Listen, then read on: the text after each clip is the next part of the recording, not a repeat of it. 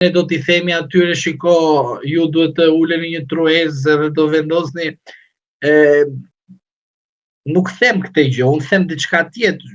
Pra, që njerëzit që arritën në një konflikt të tillë, ju po thoni nuk e arritën. Apo ka që t'i gjej përpara shtetit se sa të gjej njëri tjetrin. Bravo. Pra, shteti duhet ta kishte parandaluar.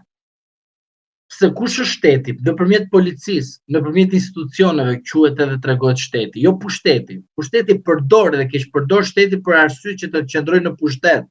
Si në mënyrë demokratike, ashtu edhe jo demokratike. Por ajo që unë them është kjo, shteti duhet të kishte marrë masa parandaluese, sepse për rastin konkret nuk kemi të bëjmë që këta ishin në një truez dialogu me njëri tjetrin, po gjenin rrugëzidhje. Ishin në një hotel, në një lokal, në një vend, edhe pastaj filluan edhe duke u armatof njëri me tjetrin. Por këta çka ka ndodhur? Njëri vinte, tjetri ikte, nuk e di nga bënte brenda Shqipërisë apo jashtë Shqipërisë, dhe në fund fare ai në mes të vendit më të sigurt që duhet ishte, shkoi dhe bëri këtë akt. Avokat, në një vend europian sot kishte të paktën dorëheqje një ministri, të paktën dorëheqje ministri. Ata sa erdhën avokat, sa ndryshuan po. Avokat, dëgjoj.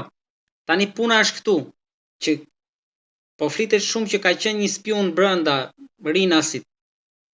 Ju si mendoni? Se ti mendon se s'ka? Si s'ka? S'ka. Si arritën tani ishte, mendoni që ishte nga doli informacioni? Si mund ta marr vesh përveç nëpërmjet sistemit Teams? Kush është tjetër dieni për një udhëtim? Është vitur dyshimi edhe për agjenci udhëtimi që mund të ketë dhënë informacion. Pra, janë të shumta për një organizatë kriminale që merr një iniciativë të tillë të bëjë një vrasje në mes të një vendit me kaq siguri që ka marrë parametra, sigurisht ka marrë masa, ka vepruar ashtu siç duhet, ka studiuar se si punojnë punojësit të policisë. Ju duhet ta keni parasysh që të paktën 1 muaj e gjysmë në maksimumin, 1 muaj e gjysmë, po më pak 3 javë ose 2 javë, dhe sigurisht duke ditur kush janë punojësit, duke studiuar punojësit e policisë që janë përreth zonës, a janë të njëjtët, si funksionojnë, si e kanë ritmin javor, ditor, dhe si shikojnë mbarvajtjen e makinave. Kjo do një studim të theksuar dhe shumë të analizuar, dhe personat të cilët presojnë që janë të përfshirë nuk janë thjesht vetëm në moshë të re. Unë mendoj se mund të jenë edhe pak më të pjekur, më të mëdhenj në moshë, pra mbi 45 vjeç, sepse mendoj se aty ka luajtur, do thosha, pika të ndryshme takimi midis tyre, të cilët kanë luajtur rolin e veçantë, sikur nuk kanë lidhje me njëri tjetrin, por i lidh objekti i veprimtarisë dhe qëllimi. Pra, ju po thoni avokat që kamerat e tabulatet mund të arrihet tek Po, i analizoni, i gjen direkt, di pse i gjen direkt. Në rast se ka vullnet, se në rast se nuk ka vullnet, thjesht ne diskutojmë dhe asnjëri s'bën asgjë. Është shumë e thjeshtë. E shikon për 1 muaj e gjysmë në 3 muaj maksimumi, po 1 muaj e gjysmë është minimumi.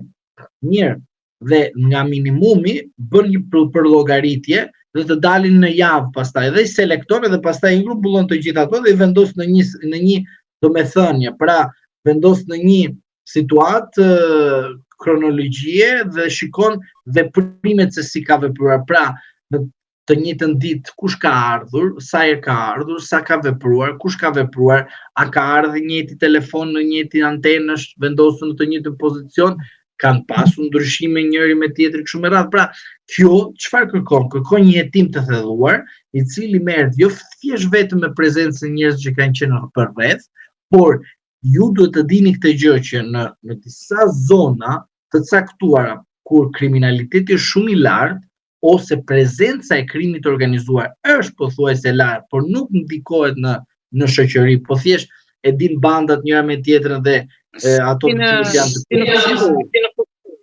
Po, bravo, edhe policia e din shumë mirë zonat. Për shembull, supozojmë tani, t'jap një rast tani, ne të dy ndodhemi në një zonë ku ka banda kriminale, bëhet nami kështu. Ti, po futo policia të na kapi të gjithë bashkë, punojësit e policisë fillimisht do na fusin të gjithë brenda në komisariat. Na gjen aty në atë rrugë.